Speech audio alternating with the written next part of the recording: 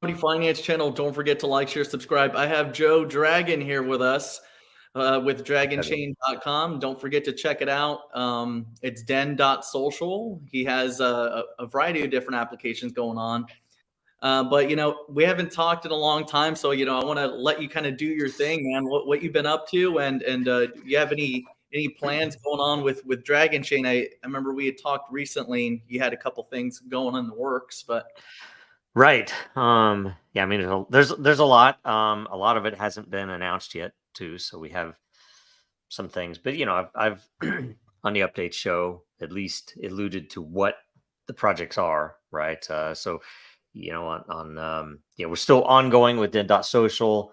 We have a few people that are really looking to help us solve how to further decentralize to and maybe not even just say decentralized, probably to further strengthen the project and make it more independent and everything else. We know it works, so it's a really good system. It's just it never has had a ton of funding. It's just been kind of bootstrapped, I guess. And then also we've been helping with a team in Europe build out some really powerful and some very novel approaches to liquidity pools and a few other things that are going on there. And there's some actually ongoing work that's pretty massive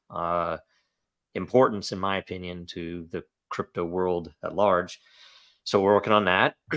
And of course, we touch that's base not out on yet. since you kind of reminded me of half of First off, the elections are complete horseshit. Can we talk a little bit about just one of the many remedies that you have that could help with that part? Since we're we're going into Sure. elections, there's a lot of politics going on. I Yeah. saw the SEC and Coinbase is going at it today. I think there's a lot coming into play this year that's going to be liberating and reopening the door for a lot of projects like yours. But let's dive into the election nonsense, and what Dragonchain could bring. Yeah, I mean, I guess probably the easiest way to explain it to a person who doesn't care about the details of the tech would be, frankly, a way to scale the capabilities that blockchain can provide in the areas of essentially proof or transparency, but with a measurable level of proof.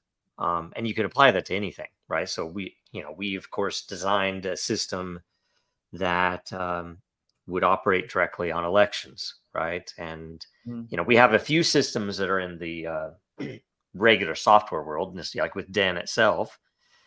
Den itself is an encapsulation of some of that. It's a maybe the ideal way to build something where we have full control. If you go into a county elections board or a state or a country, there are going to be a massive amount of regulations and things that have to be accounted for, right? And so the gap there is pretty huge. But the thing is, what we've built, what Dragonchain represents, is the ability to actually do something that complex in the real world.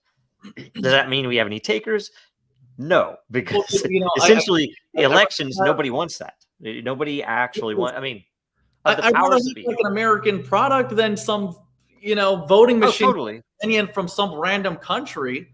I'm not plugged in on the other side. I mean, theoretically, if they would have told us, oh, okay, to compete in this area, we're the federal government, we're going to put something up on what is it, Fed BizOps or Uncle US, whatever, Uncle Sam, whatever their website is, where they say here's where the contracts are for the request for proposal or whatever else. If they literally said, okay, your RFP has to include a kickback provision so that the elected representative, whoever has the power here, will be able to map in, and you'll be able to compete on the kickbacks. I mean, theoretically, because that's what really happens, but it's just this backroom dealing that, we have no idea. And he's like, Yeah. okay, if you tell us you want, let's pretend like we are in some random country in Eastern Europe in the 1980s, and we wanted to do business. You would nudge somebody, and they would, whisper to you, okay, you have to do this, and you have to pay this guy, and you're clean. You don't have to worry about anything. Yeah. Over here, that same thing happens, but there's no A lot ability of lobbying. to do that. Right. So it's like, I don't know. From different countries. Yeah. So, Well, I did want everybody we've talked to, that they don't want it. So well, probably because the elections are set up and rigged, but right. like I really wanted to just touch base on that because there's a lot of different use cases and a lot of different remedies that you guys offer.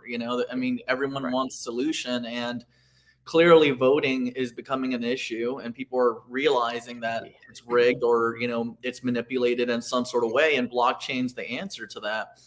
So whenever people are talking to me about like Dragonchain, and they're like, "Oh, well, what have they been doing?" And then, what are you talking about? The product is there. The product is usable. It has services. You have Den.social. I love the eternalize this. It's about your network. It's about what you guys are accomplishing together as a community. So it's a lot of people only look at the token itself, right? Right. And to me, yeah, I see opportunity, but like the problem is people don't see opportunity based on the project's use case or the project's utility. Like, Yeah. since when does price or the chart going to dictate what the use case is? You could Yeah. build using Dragonchain. You could do a variety of different things with Dragonchain right now. So to say like it, to talk about it as if it's not operational is silly, because anybody could look up your apps, anybody could use your apps, anybody could use your solutions or use cases. It's there. And you've invited a lot of our people, a lot of our builders, and you've invited builders in general. Like, hey, if you want to build something with us, or do you want some sort of service, that you guys are there and available. So I think a lot of people, because there's not so much media attention on it yet, or there's not a lot of media attention on it now. They feel like, oh, this is what dictates the success of a project. But like what dictates the project for me is like a finished product. If you have a product or you have products, that speaks over everything else. Yeah. And when I first got into the side of the crypto world beyond, early on, I bought Bitcoin, and I built stuff, and we experimented. I gave away Bitcoin. But when I started actually looking into newer projects that were popping up, it's 2016, 2017. I took a very technical fundamentals approach to it, and I never got scammed. I never bought into anything that wasn't at least legitimate in vision, that they were trying to build something. They might not execute well. Some cases they might get lucky. But the main point is I wanted to take part in, either participate, help, build, or buy tokens for use of these projects that were these grand, some of them grand visions, some of them simple. But I think that the sickness, frankly, in the industry, is a massive. There's a massive gap, in my opinion, in the value of various of these projects, as relates to their token. That a lot of project, and I think a lot of it's a sickness that's kind of generated by the regulatory environment, because there's not free flow. Depending on where a project is, it has a massive effect on its value in the market, because it can't move. Like some projects that are based in certain places in the world can be much more flexible in how they promote a token, right? And that it ends up being this funny thing where everything driven to that number, which is based upon some most of us agree that the fiat dollar is not a good measure of value in the world, yet all of crypto is focused on dollar valuations of these very a large variety of different kinds of marketplaces that set that price. And so if people, and the main point, my thesis of all investing, or crypto world investing, is that if number go up were not a cult, right? Where it's the natural gravitation for everybody to say, well, it's attracting more people and it's driving the wealth. It's like, that's all fine and well, but guess what? If Are you Bitcoin using hadn't been crippled, if Ethereum didn't have some of the issues that it has, Bitcoin right now would be worth $1 million a pop. Single Bitcoin easily, and I probably more like 5 million, because the value would be there. You think about it right now, when the dollar's about to collapse, the entire world's about to fall into war. Bitcoin should be easily $1 million, and I think when you look at the dollar collapse, you're talking 5, 10 plus million per Bitcoin. But guess what? That's destroyed. It does 7 transactions a second. You can't do anything with Bitcoin other than long-term holds, and then a whole trust layer where I have to pretend like, okay, I can't afford to move my Bitcoin, so I'm going to have to buy a fractional from, which is probably fake Bitcoin from JP Morgan. That's where we're headed. And it's stupid. You can tell they're starting the paper contracts, so I kind of wonder what the allocation is, or like the percentage is. Like, if they sell $1 million in Bitcoin paper contracts, how much real Bitcoin are they allowed to purchase for that? That's what I was thinking. Because I was like, the volume, and they were like, yeah, X amount of dollars are in volume coming into Bitcoin right now over the ETFs. And I'm like, well, I really wonder how much they're actually selling, on paper versus how much they're acquiring to meet that deficit. Yeah. And you could do some high level, because I know that you could look at, which accounts might be reported, and or if it's an amount reported. Yeah, I'd love to see like the reserve percentage between like it's ridiculous. If they're doing it with gold, they got to be doing it with silver or they are Bitcoin or whatever. They will. That's their intent, and that's part of killing Bitcoin. And the entire crypto world is just like, yay! So, and I'm not against it, right? It's a natural, some would say, a Darwinian effect, right? It's going to kill itself essentially, but it's a sad thing. So here's something I think a lot of people need to realize when it comes to tokens in general. Like, if you have a medium of exchange, or you have a token that has a use case, and a lot of people like to predicate off of, well, if it has a bigger use case or has a larger audience use case, then the token should do better, or whatever the case. But I think this is like a delusion, because a lot of us, when we first got into crypto, we had this idealism of whatever coin that we liked, it's going to be globally adopted. It's gonna get all this traction. And it's like, I understand the concept of how that could do really well, but again, that's not what makes an economy. This is going to be a new digital economy.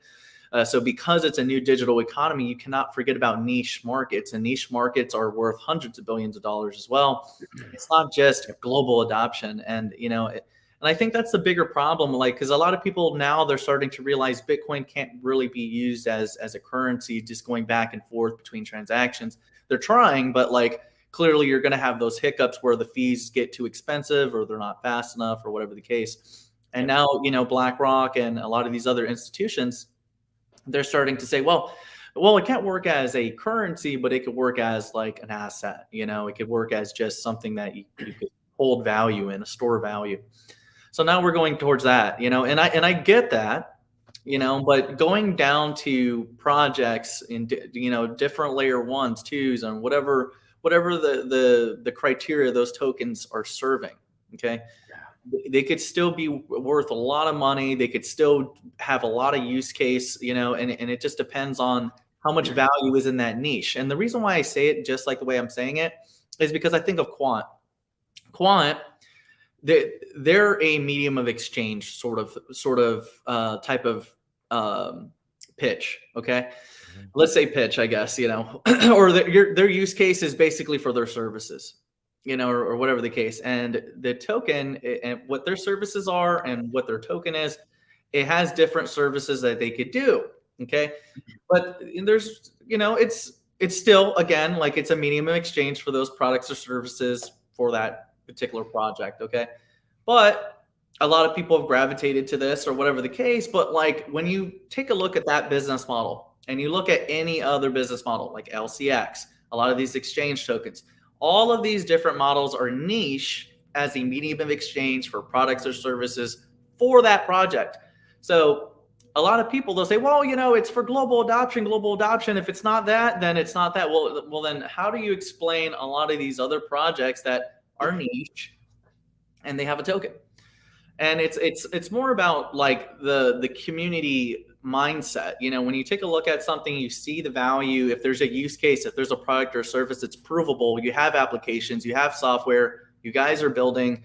You know, this is where I kind of get into that section where I'm like, you can't call these projects dead because of the token. You can't call projects not worth your time, or you don't see them as operational simply because of a chart. You have to look at what they're doing. And it's like I've told a lot of people with Dragonchain, though, at first glance, like if they don't know about you guys, typically if they know about you, they're like, oh, they're still doing stuff. All right, you know, I want to hop in and support them. Like they're still doing things. Like, yes, they're still doing things. Yeah. So a lot of times, like I run into this conversation where like they love Dragonchain, and because they know about you guys or knew about you, and they're like, oh, they're still doing stuff. Okay, I'm hopping in. Mm-hmm. A new person, new people, they're like, well, what have they been doing? The chart looks horrible. You know, look, it's been like this. And it's just like, no, like it's no different than what Ripple went through. Ripple literally went through the same thing, except they had massive amounts of funding, you know, and clearly they rub shoulders with a variety of different people out there. But again, it's the same concept, same exact concept. Same type of scrutiny. In fact, I think you guys have a better case simply because you're ERC20 versus Ripple. But, big thing. You know, and that's something John Deaton brought up a lot of times. I like to go through his older posts or some posts from earlier this year, or not earlier this year, but like in 2023, like last quarter and the quarter before that. He was always talking about, it's like, you know, Ripple just won this case or they beat this case in some sort of fashion. Well, imagine the ERC20 cases. What are they going to say after they just literally rubbed Vitalik? Well, you know, you see what I'm saying? Like, they said that the ETH is okay. So how are you going to say the ERC20 is not okay? Yeah, we had that from the early days, but you know, even the lawyers, they wanted to milk it, so they wouldn't even take that approach with them. So we don't even know what arguments they've held are up, even from our side, from some of these points at this point. But we also have the utility, which is the thing that we've cited from day one. And, you know, whether you look at it legally with the SEC case, you know, that we applied for the patent before we did anything. And the patent has been granted, recognized by the U.S. Patent and Trademark Office as a novel, unique, workable, real invention, right? Utility invention. And so we have that in hand, and we not only have that as the public, we have, you know, we do have legal guidance that is proprietary, internal. And, you know, essentially we did what we said we would do, and it is a license. And, you know, if you were to compare us to a software license, Microsoft, they issue digital licenses.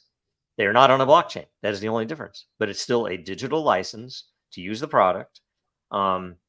Gaming systems, they do pre-sales. Back to what's a legend, right? You know, it's a recording. It's a recording of data. You know. Yeah. Yeah. Exactly. And especially the way that we're using it. I mean, we have literally hundreds of millions of signed transactions from users to literally use the utility in that token. That token is not and never has been an equity. We have multiple points, you know, if you want to go into some of the more detailed pieces of points about how we test, that we believe that was it pass or fail? I don't remember which. I'm not a lawyer, but that we essentially meet what is required to prove that we are literally a utility token. You know, we're literally what Jay Clayton described, taking a token into a laundromat to use the laundry machine, right? Exactly. Or like Chuck E. Cheese at the arcade. I've been telling people this since the beginning. That You is know, what we are. And while they were investigating us, he literally gave that comment in front of Congress. I don't know if it was the Senate or the House, but that he described it. He basically said this is what a utility token would be. It wouldn't be a security, and then went to say all of the crypto tokens are securities. So it was essentially, without even analyzing, doesn't matter. None of them are doing. And it's like we can prove that we meet that guarantee for utility, but we can also prove that it has been used for utility, not to us. So there were people that built apps that accepted and were paid in Dragon in those apps, totally independent from Dragonchain, to prove that this utility exists, and therefore this software license, which is what a Dragon is, it's called a tokenized micro license, right? And so we have a patent for it. We have an entire tech brief that's public on why it exists historically. Like you look at software licensing through history, we basically describe how that works, and this is a next step in software licensing. That was the entire intent of it, and we followed through, and it really works, and it provides some pretty intense, crazy utility like generation of time, right?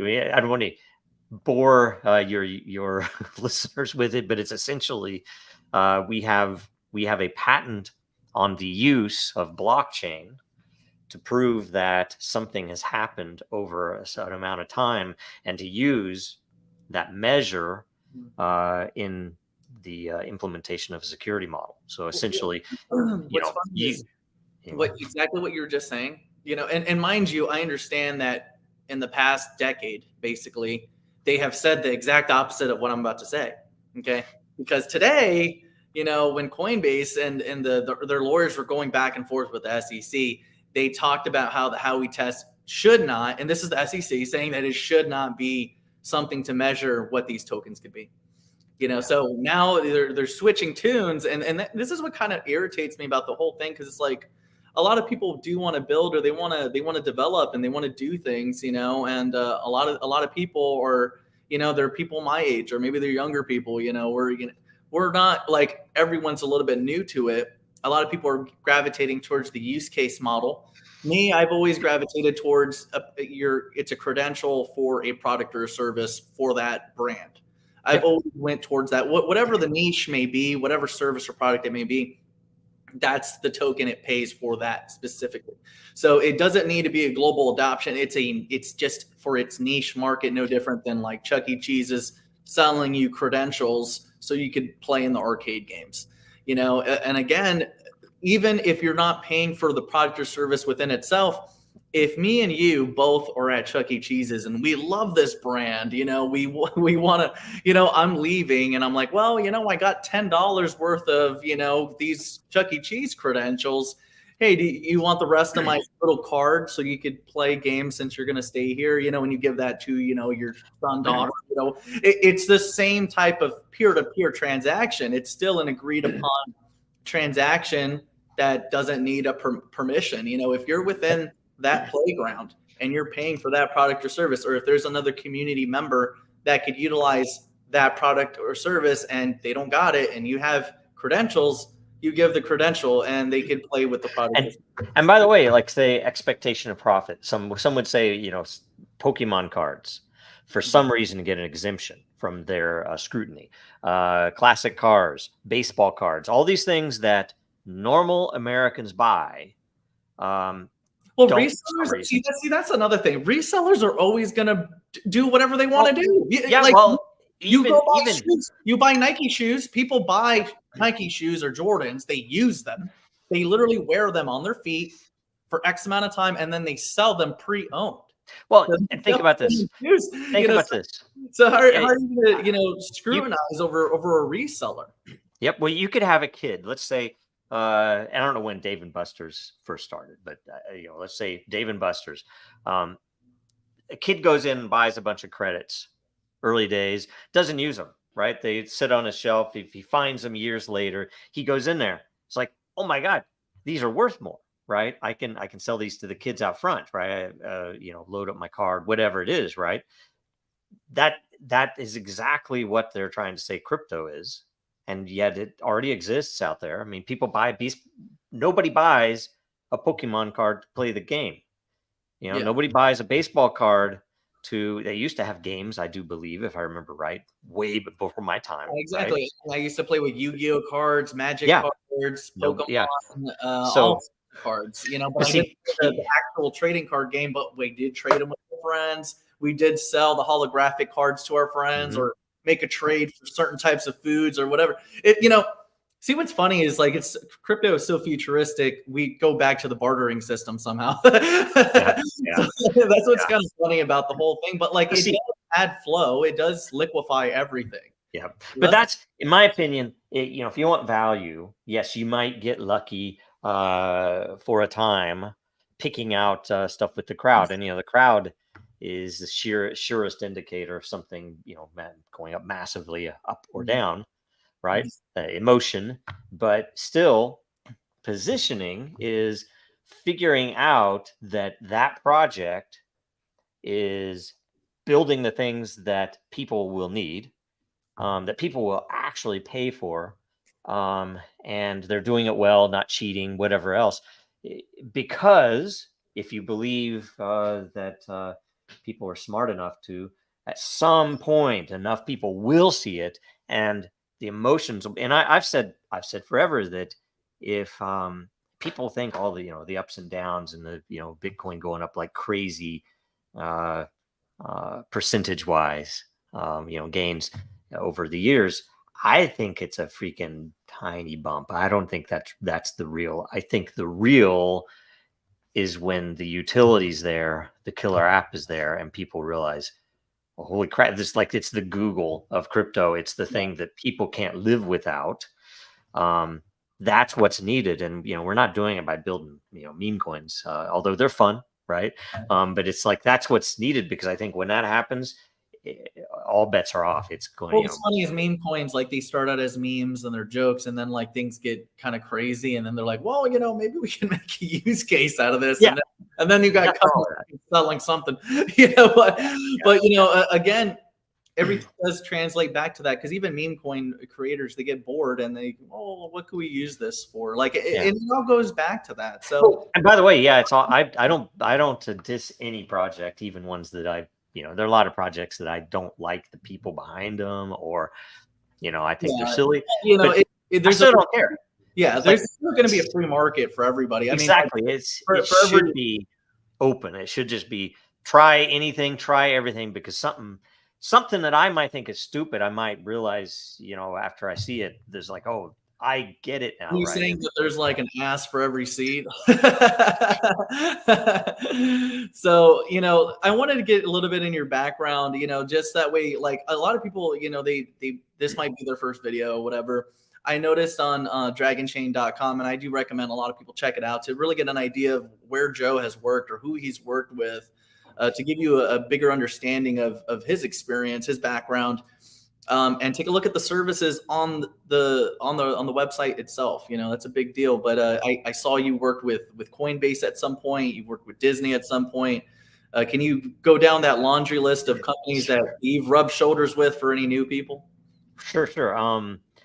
So, I mean, I'm a technologist. I love solving problems with software, right? Or sometimes hardware, but I, that's what I love. And I became uh, really good. I worked at telco in Kansas City for Sprint for a number of years as a contractor, and I'd be the guy that they would bring in on a project and realize that a 6 or 8 month project I could get done in less than 2 months, and so it's like, oh, we could do something else, and so they'd always bring me back, and it was interesting because I built some stuff as tools that didn't exist outside, and started using them a lot and realized I couldn't compete with IBM. So I just open sourced it.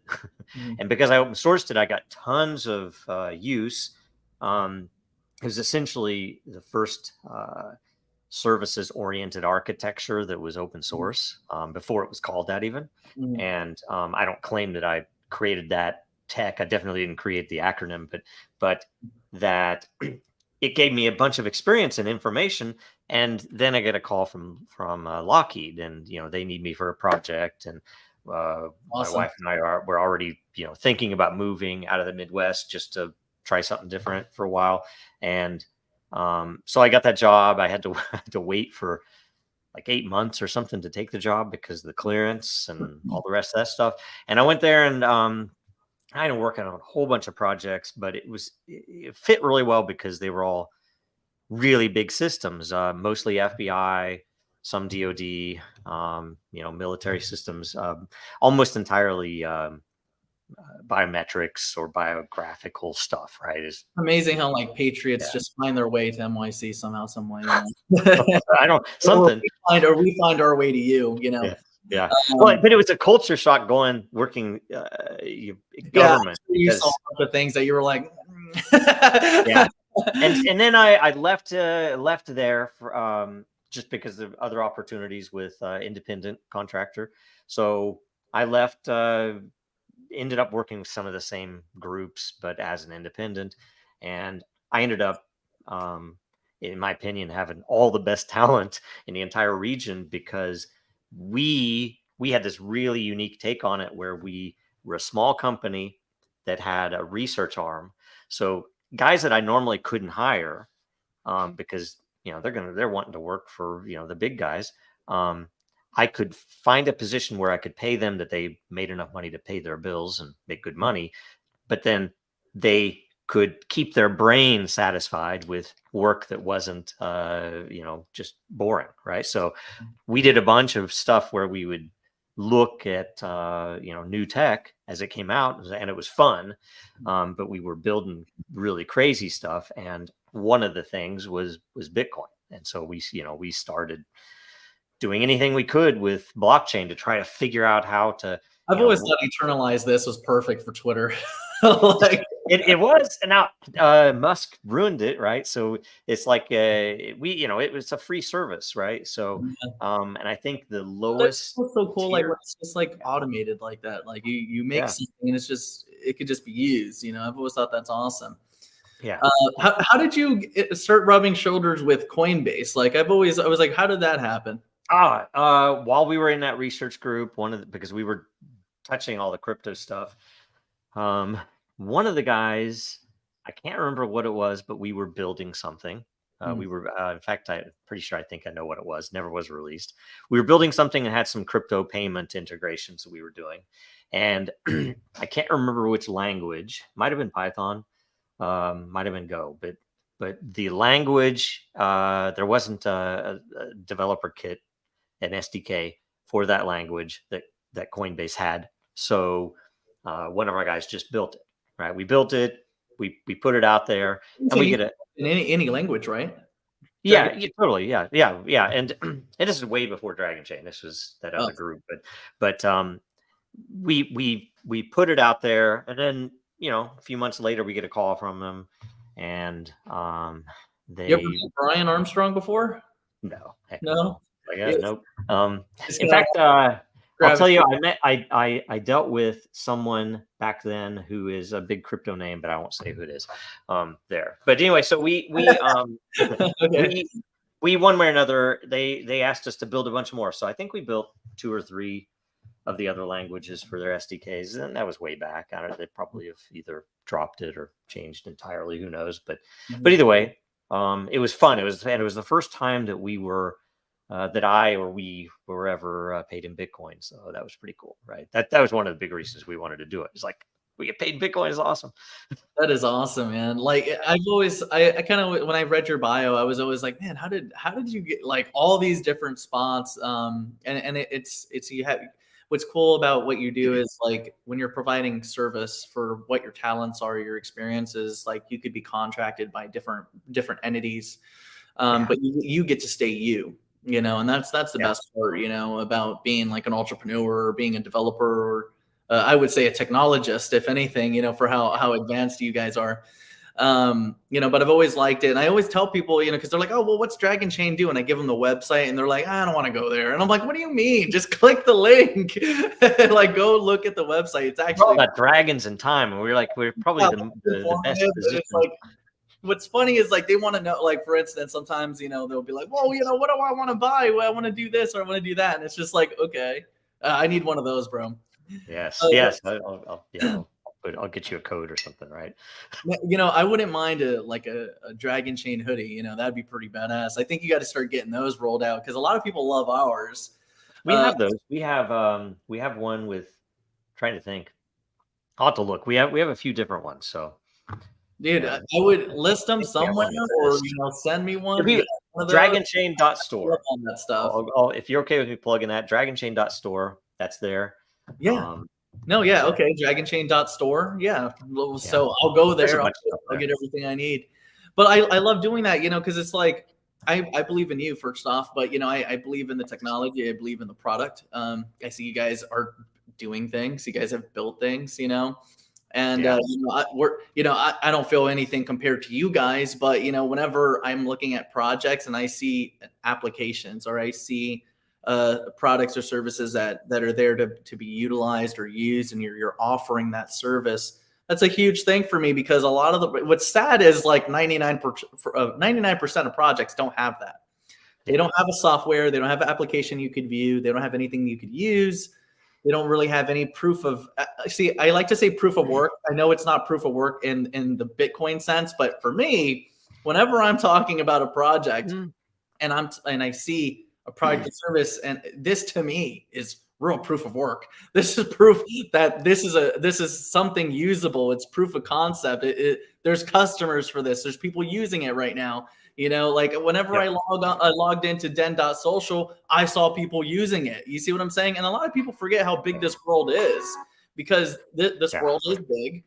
And a lot of people are too busy thinking globally, like, oh, well, if there's not 8 billion people on the app, it must not be that great. Well, if there's 10,000 people or 1,000 people or 100,000 people, that is huge because it grows over time. Like Facebook came out, I believe, in 2003, 2004.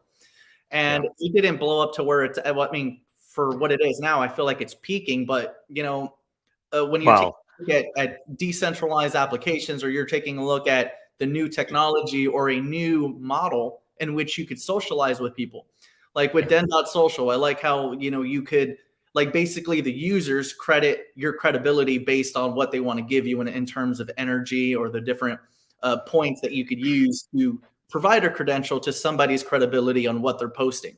And I like how you guys have different models to reduce people from just shit posting. Like you have a lot of quality drivers into your model, whereas Facebook or Twitter don't. People shit post and just shit post. But that's the point. Like you have different users that are going to gravitate to that because they're going to want a more serious experience, or they're going to want a more valuable or quality experience over others. So you might have X amount of users now. Well, in a year, 2 years, 3 years, X amount of years, it's going to grow substantially. So I think a lot of people forget that there's different niches per project, not only for the applications they build, but for what services or products they even have to offer. I think we really got to focus on that as a sector, because right now it's like there's a virus. Yeah. It's right. And adoption is strange too. And the more I've learned about it, because in my history, I've had a bunch of startups as well that have had to deal with, adoption, use, funding, all the rest of that, that I've learned a lot since then. And some of it early on surprised me, like say with Twitter. And then later it was exposed with Facebook. And then later it was leaked or found with Reddit. All, for example, the three bigger networks, there are a few others, right, that I don't know specifically about, but all three of those have some level of exposed, leaked, or published admittance that they were all bot driven in early days, which is odd. Because in those early days, when the adoption was through the roof, when Facebook took off, when Twitter took off, it was all either bots or some similar, with Facebook, it was shadow accounts. Why did they do that? Why did they do that? I seriously do. Like, I feel like all that shit came from dating sites, because like all of those things, like way back, they were always filled with like bots or some sort of fake features. And the thing is, though, you have Paul Graham from Y Combinator. I think that's right. Paul Graham, I'm pretty sure, who was pushing. It's like, look, we won't even, as VCs, we're the VCs, so you come to us. We don't want to see you. You better not even apply if you don't have exponential user growth. I want to see month to month an exponential rise in your user growth. That was centered. And I guarantee you that the companies that he invested in, that was a requirement, whether or not he explicitly in writing called for it or it was made clear, you guys better add enough bots to have exponential user growth, because I'm putting this money in here. And one way or another, as they did that, when they go into the different rounds of investing, that's literally fraud, because they're faking user accounts upon which the value of the entity is determined. And they all did it, and they all have admitted to doing it, and the SEC doesn't care. So yeah, exactly. I think Twitter is the biggest one, if that. I mean, the poor guy. Oh, well, granted, most of his stuff is, I would say like subsidized, but Elon, is, poor him, so bad, but you know what I mean. But again, freedom of speech, though. It was not worth 4.4 billion, and to be honest, I wouldn't doubt that X is still being used by the state to harvest a lot of data. But the question is, which state? I'm not going to go any further with that. But yeah, exactly. Which one? That's a good ask. That's actually a very good topic that we're not going to go over today. But but yeah, exactly. I really do feel like there's a lot of bias right now. I think that the election process has never before been so scrutinized, and I really do think a lot of people are looking at it differently. Like, clearly, if people are realizing that there's some sort of rigging going on or there's some bullshit happening, like the identification of the problem is there. So at some point, solutions are going to be needed or proposed or thought about or something like that. And I do feel like blockchain is going to be one of those solutions, but they got to get I think they have to get the digital ID correct. That's the other thing, because they don't want a bunch of, you need blockchain for that too. You literally need to be able to have a marketplace where you can declare what you want to declare, and you can prove it, and you can even put a bounty behind it, whether it's generated or brought. You can put a bounty behind it. Say, look, I'm a business. I'm bigbusiness.com, whatever. Mm-hmm.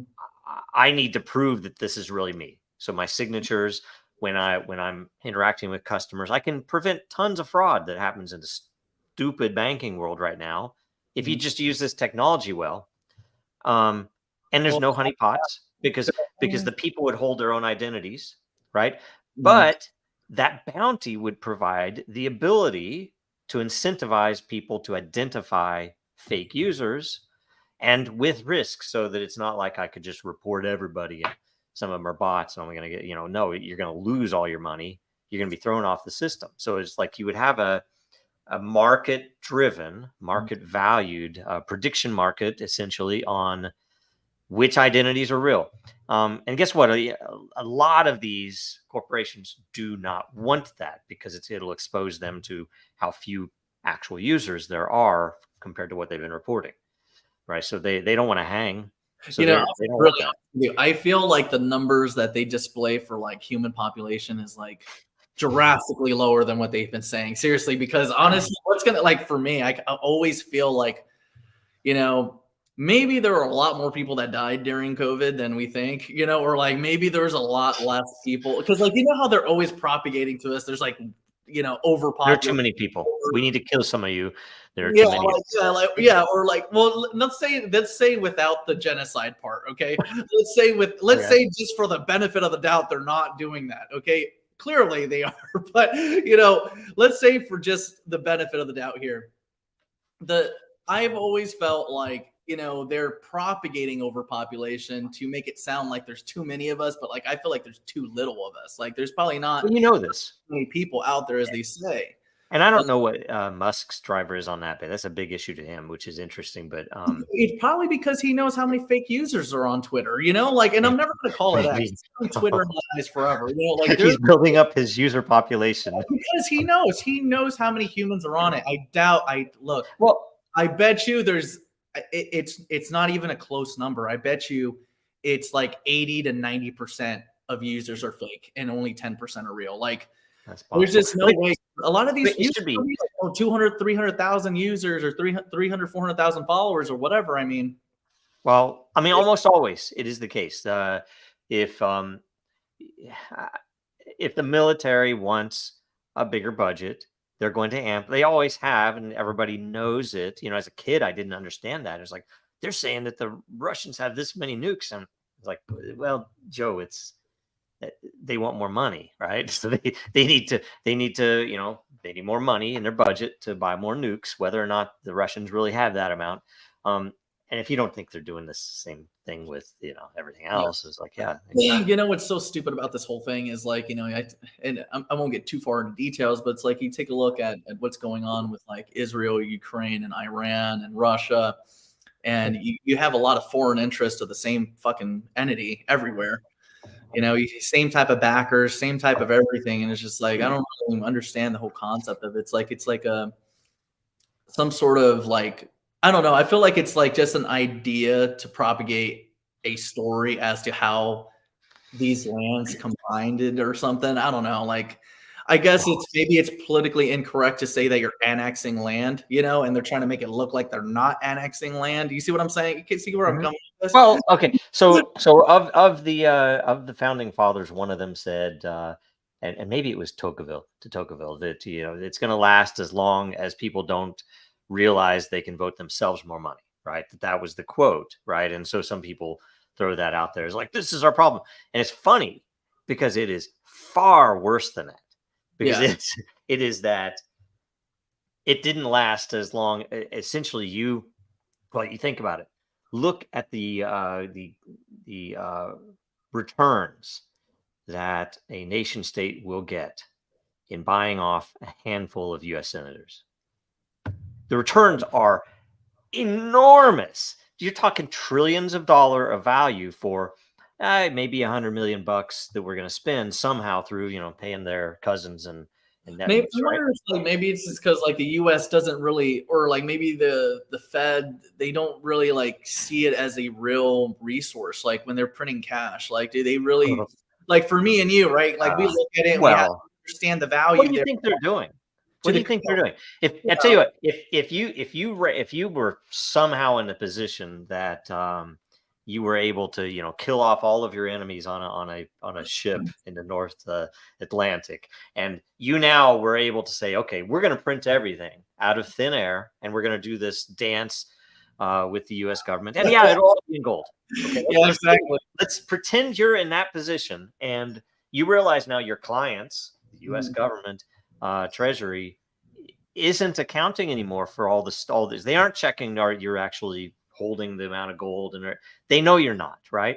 And what are you going to? What in the past generation at least get away with as much as they can, and what are they going to do with it? They're going to buy war to get kickbacks, they might not. They value the dollar for as long as they know it'll last. They're buying properties, hard assets. They're definitely buying gold.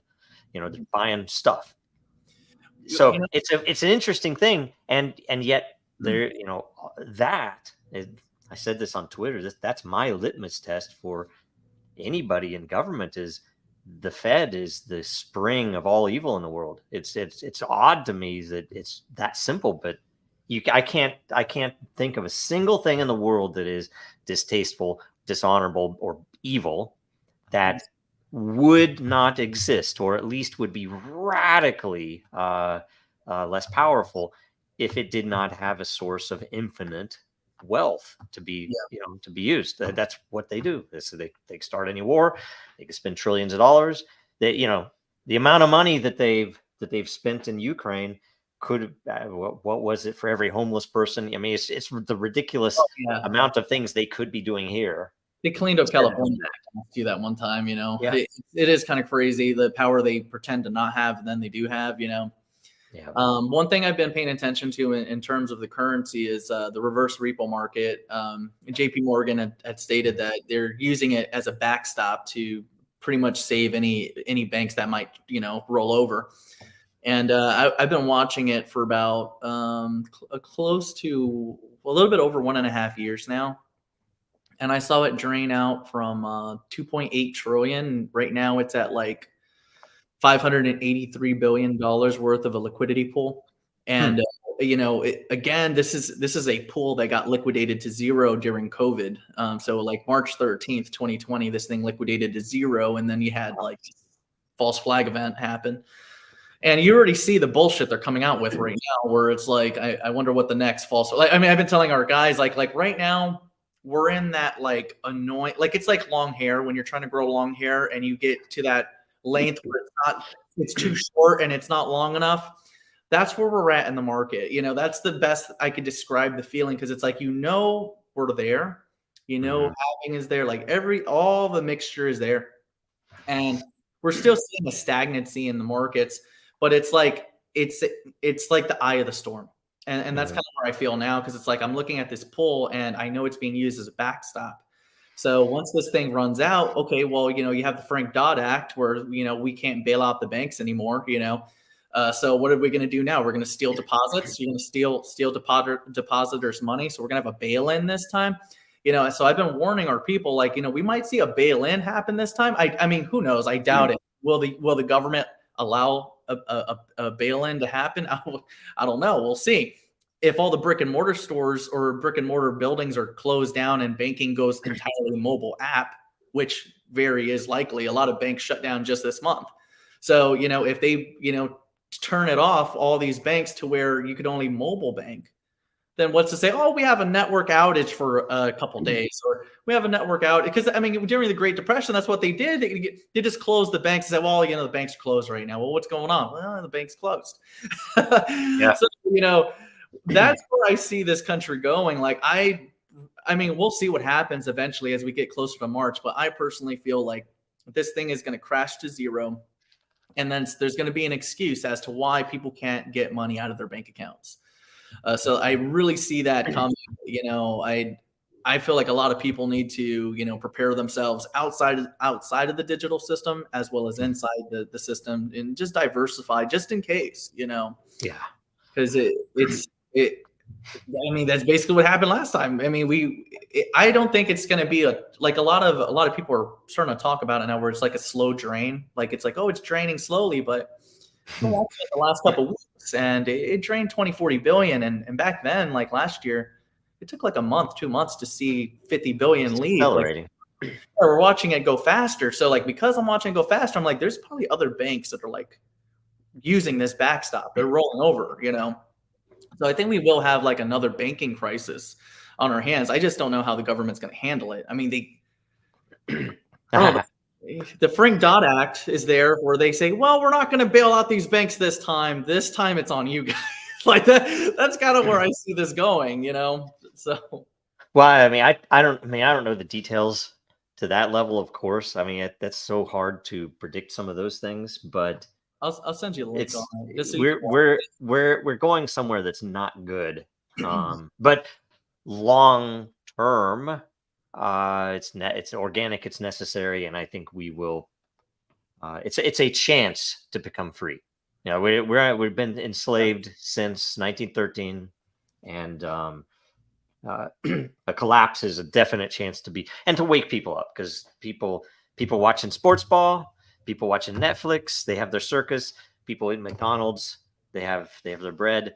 That's all they care about. And a lot of stuff. I was talking to this girl one time. I was like, you got to, you know, prepare yourself, you know, get some water and make sure you got extra food that lasts a long time, just in case. You never know. And she was like, I don't need that. I have DoorDash. It's funny. I've said this before. I get DMs on Twitter. It's like, hey, should I buy this? Or, you know, what do you think with Bull Run? And I'm like, it's like I don't deal anymore in any of that. But what I would say is, if you have a family or not, make sure you make sure you have dried food, make sure you have water, make sure you have stuff stowed away. Make sure if you can have silver, gold, whatever, Yes, I and agree. make sure that you have lead, right? Plenty of lead, because you need to protect your. We saw in 2020 even where people were not Yes, that far from my house in Washington with a lot of rioting and all that, and like, geez, right?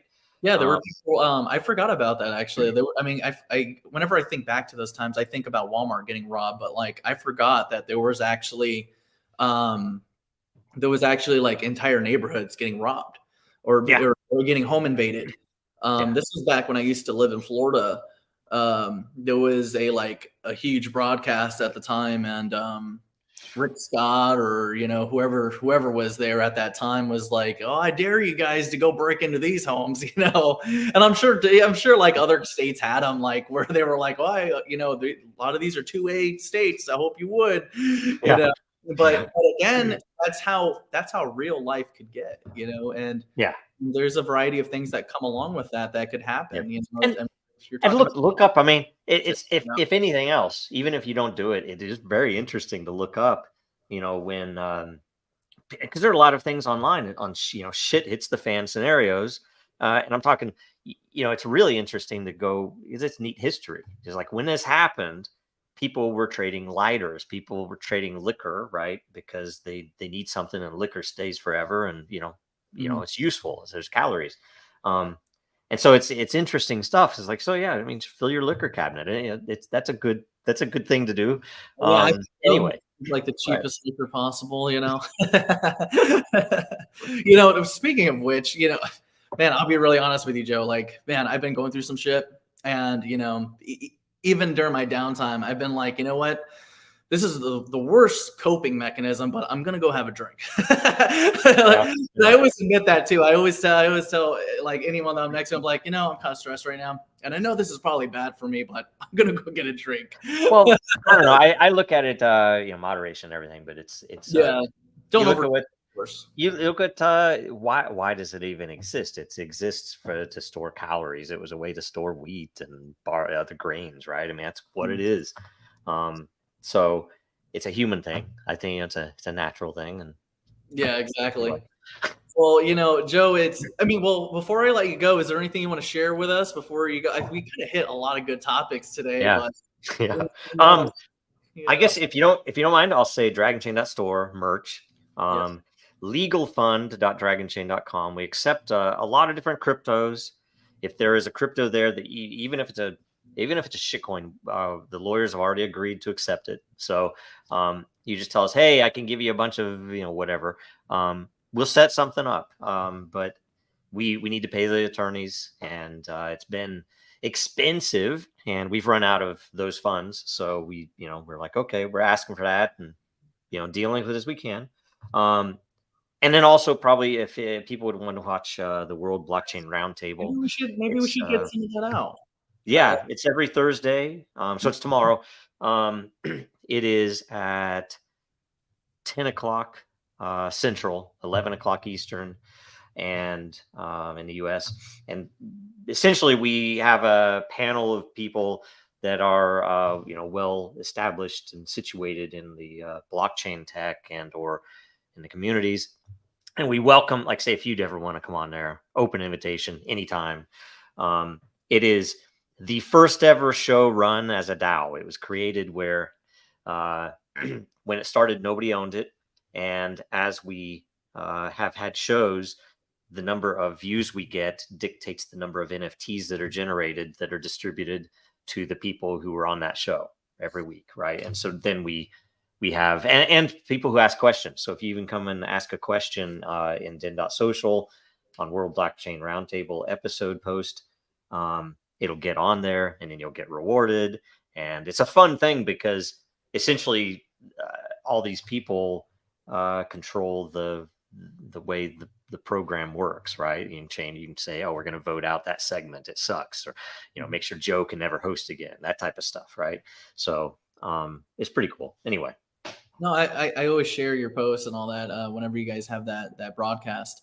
What I was saying was like, do you think you could make like a post for your legal fund, so that way we could share that around? We're really good friends Yes, with a lot of different communities out there. The sure. one of the main communities that I like that's always been giving to us is the Jesus community. So like, I'd love to share that story with them, and like at least because I feel like personally what I see happening as you guys head into like towards your July case and all that, I really do think a lot of publicity is going to come to you guys because I feel like you guys have a better fight than a lot of these other companies did. But not only that, but you guys are a good project. You're a good guy as well. I know a lot of our people believe in you. But that community in general, they've helped a lot of different people. So I think there could be some That's synergy awesome. there. Okay, Um, yeah, totally. I'll talk to the team. We'll make a you're talking just to X.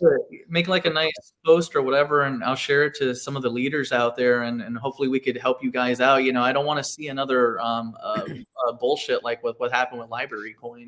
No joke. Um, That's a yeah, travesty. that It's was yeah, that totally was ridiculous. sad. I kind of felt in my head like you don't believe it until it happens. You know what I'm saying? And that's what sucks Yeah, about the whole thing. Because like for me, in my mind, as a investor at the time, I was like, oh well, this is probably part of the grand scheme of things, and they'll be liberated. Everything will be fine. And it's like, no, that's not what happened. They actually got fucked over. They actually ended up dying. yeah. So I don't want that to happen to you guys. And I think that a lot of people step behind Ripple, and I know John Deaton supports you guys. And I think we could get a lot He's of brilliant. publicity with Dragon Chain to help you guys do whatever you guys need to do. And I mean, who knows? I mean, Coinbase right now, Coinbase is fighting their own thing. There could be something there too. There has to Yeah. be some I synergy with the I do sector. think the projects need to come together. It's almost like you're watching Braveheart. It's like Yeah.